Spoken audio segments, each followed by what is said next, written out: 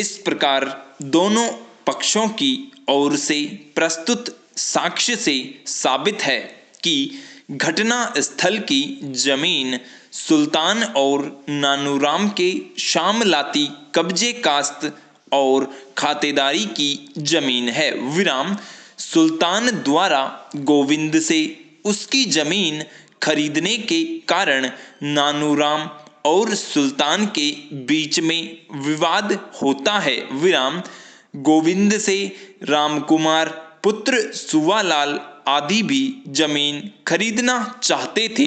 इस बात से सुवालाल के पुत्र भी मुलजिमान से नाराज थे। विराम मौके पर नानूराम के मकान रिहायशी घर बने हुए नहीं थे। विराम पुलिस ने अनुसंधान में घर में आग लगना नहीं पाया, बल्कि अभियोजन के ही गवाह PW1 ने कहा कि नानू आदि ने ही आग लगाकर झूठा मुकदमा बनाया है। विराम इस प्रकार पुलिस ने घटना घटित होना नहीं माना। श्रीमती कमला घटना में शामिल होना साबित नहीं है। विराम अन्य मुलजिमान द्वारा अपराध करने का तथ्य साबित नहीं है। विराम पैरा इसलिए मुलजिमान द्वारा खेजड़ी की लकड़ी ले जाने के संबंध में गवाहों के बयान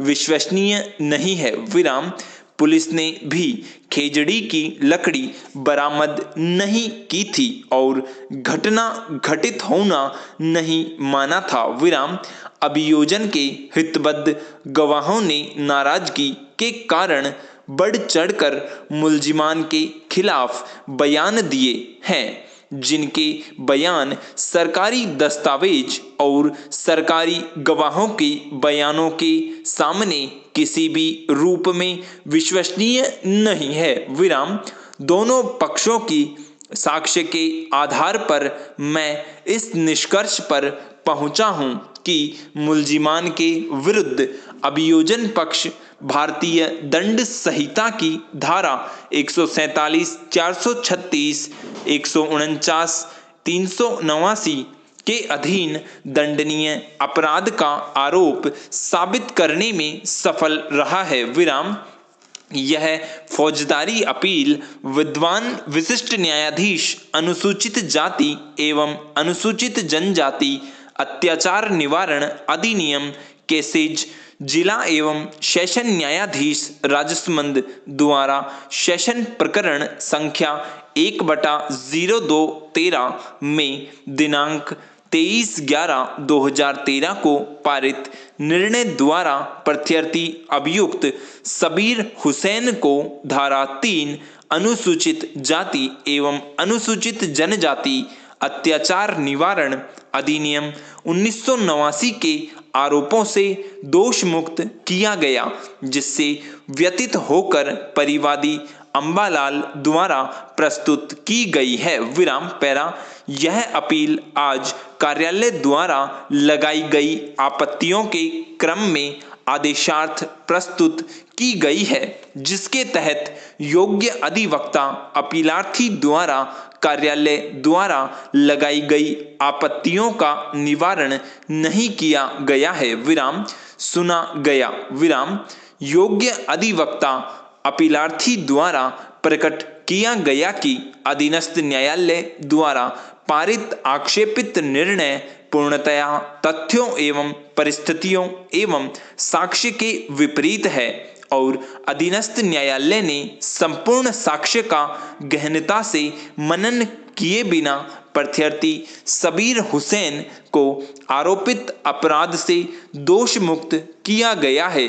उसके विरुद्ध प्रथम दृष्टया अनुसूचित जाति एवं अनुसूचित जनजाति अधिनियम 1989 का अपराध बनना पाया जाता है, फिर भी आक्षेपित निर्णय द्वारा उसे दोष मुक्त कर विद्वान अधीनस्थ न्यायालय ने कानून की त्रुटि की है। विराम उनके द्वारा अपील स्वीकार किए जाने का निवेदन किया गया। विराम योग्य लोक अभियोजक द्वारा अधीनस्थ न्यायालय द्वारा पारित निर्णय का समर्थन किया गया। दोनों पक्षों को सुना गया एवं समस्त तथ्यों पर विचार किया गया।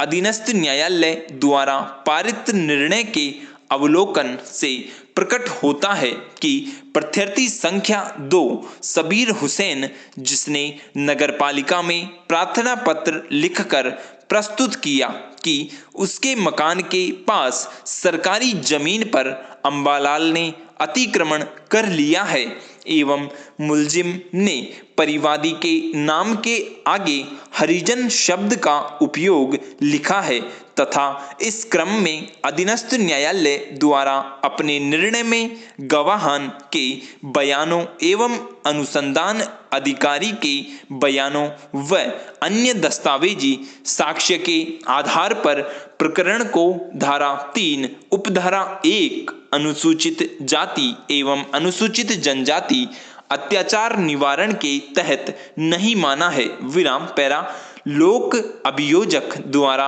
अधीनस्थ न्यायालय के निर्णय का समर्थन किया गया। विराम इस न्यायालय की राय में अधीनस्थ न्यायालय के द्वारा किसी व्यक्ति को उसकी जाति के अनुसार उसी शब्द से संबोधित करने के क्रम में उसके विरुद्ध लगाए गए आरोप के संबंध में उस आशय को प्रमाणित नहीं माना है, वह पूर्णतः निर्णय से जाहिर होता है। विराम अतः इस स्तर पर अपील खारिज किए जाने योग्य होने से खारिज की जाती है। विराम स्टॉप।